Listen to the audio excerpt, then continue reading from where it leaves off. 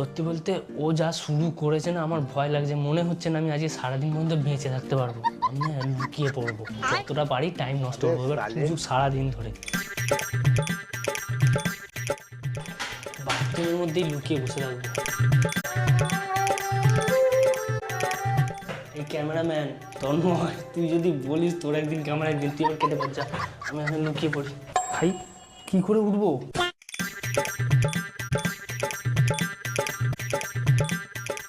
সত্যি বলতে এই জায়গাটা কি দম বন্ধ আর ভয়ঙ্কর লাগছে, পুরো অন্ধকার। বাট ওর অত্যাচার থেকে বাঁচার জন্য আমি এখানে 12 ঘন্টায় বসে থাকবো। এখানেই পুরো দি এন্ড করে দেবো, এখানেই চ্যালেঞ্জ শেষ। চুপ করে বসে থাকবো।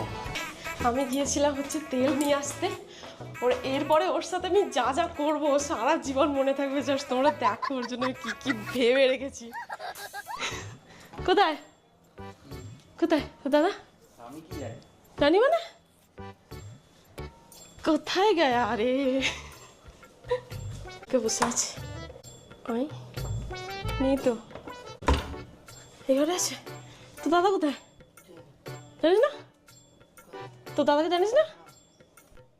চল বাবা, কোথায় গিয়ে বসে আছে রে ভাই? গেল কোথায়? তখন তো খুঁজে যাচ্ছি আমি। আরে সাবস্ক্রাইব করে দাও নেক্সট ভিডিওর জন্য।